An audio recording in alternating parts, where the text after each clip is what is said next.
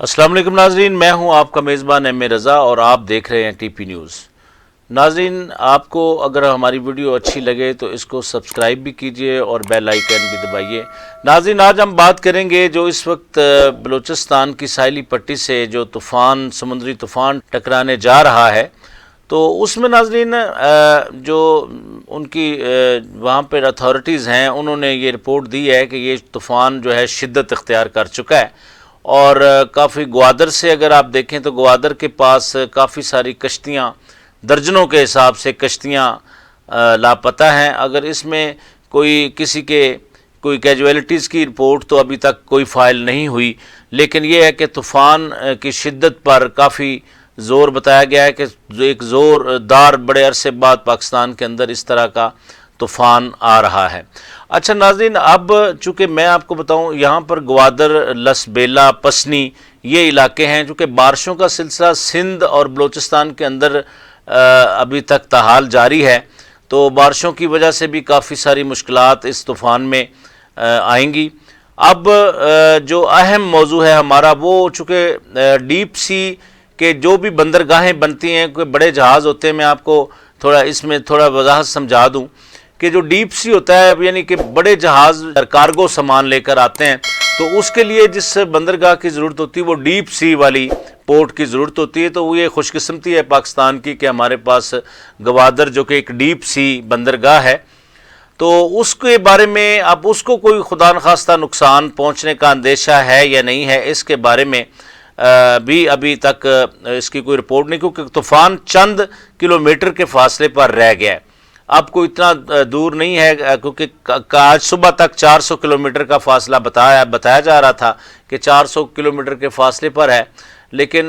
क्या ग्वादर पोर्ट को कोई नुकसान का अंदेशा है या नहीं है, इसके बारे में भी कोई हतमी रिपोर्ट हमारे पास आएगी तो हम आपसे शेयर करेंगे। अच्छा नाजरीन,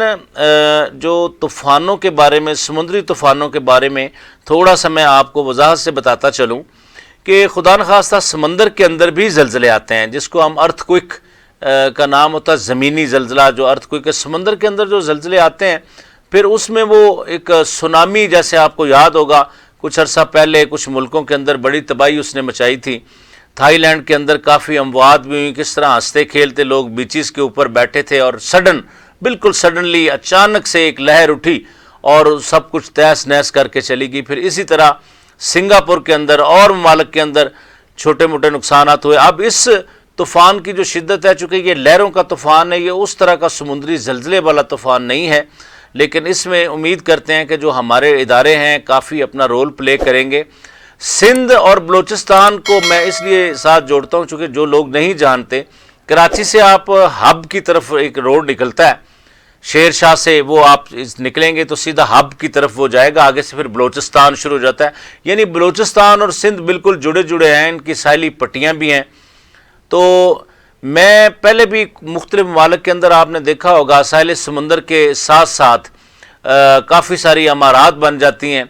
जिसके बारे में यही है कि कई सौ साल बाद जब समंदर को तो नहीं अंदाज़ा पानी है, उसने जब जहाँ पे वो समुंदर होता है वो उसी एरिए को भी, उस लेवल पर भी वो लहरें आ सकती हैं। तो आपने देखा होगा मुत्तहिदा अरब अमारात में देख लें या कोई और काफ़ी सारे ममालिक हैं जिनके शहर जो साहिल समंदर के साथ साथ हैं, तो वहाँ पे बड़ी बड़ी खूबसूरत होटल्स, इस तरह की चीज़ें बनी होती हैं। तो मैं इसमें ये आपको बताता चलूँ कि पाकिस्तान में क्लिफ्टन के साथ साथ भी आपने देखा होगा काफ़ी सारे चीज़ें हैं, क्योंकि फिर इस तरह इंसानी अमवात का ख़दशा होता है, ताकि जब तूफ़ान आते हैं तो फिर वो नहीं देखते कि सामने कोई अमीर है या गरीब है, तूफ़ान तो फिर अपना असर छोड़ता है। तो नाज़रीन, तूफ़ान और वबाएँ ये जो कुछ हमारे अपने अमाल हैं, कुछ इसकी वजह भी होती है। अल्लाह ताला भी यही फरमाता है कि वबाएँ जब आती हैं तो फिर आप इसमें तौबा के दरवाज़े मेरे पास खुले हैं, तो इंसानों को तौबा करनी चाहिए, अपने कौल व फ़ेल में तज़ाद कम करें। ये करप्शन जिस तरह नसूर की तरह फैल रही है, फाशी नसूर की तरह फैल रही है, मासूम बच्चियों के साथ जो ये जुल्म और ज़्यादती, ज़नाकारी का सिलसिला, इस तरह की चीज़ें जब नाइंसाफ़ियाँ जहाँ होती हैं तो वहाँ फिर अल्लाह ताला की तरफ से तूफ़ान भी आते हैं, आफ़ात भी आती हैं और वबाएँ भी आती हैं। तो इसलिए हम सबको अपने किबले दुरुस्त करने चाहिए, कोशिश करनी चाहिए कि किसी की हक तलफी ना हो اور جس طرح ہمارا ظاہری کردار ہو. اب یہ دیکھیں کچھ پچھلے عرصے سے کچھ سیاستدانوں کی عجیب عجیب سی ویڈیوز آ رہی ہیں جس کے اندر انتہائی افسوس کے ساتھ ہی ہم یہ کہہ سکتے ہیں کہ اللہ تعالیٰ تو پھر نہیں معاف کرے گا، کیونکہ ہمارے کندھوں پہ بیٹھے ہیں منکر نکیر، سارا کچھ سن رہے ہیں، دیکھ رہے ہیں. تو کوئی دیکھے نہ دیکھے، مطلب اللہ کی ذات تو ہمیں دیکھ رہی ہے. اس لیے اپنے اعمال کو درست کیجیے اور اس دعا کے ساتھ کہ اللہ تعالیٰ ہمارے ملک پاکستان، ہمارے وطن عزیز کی حفاظت خود کرے، کیونکہ یہ کلمے کے نام پر بنایا گیا ملک ہے.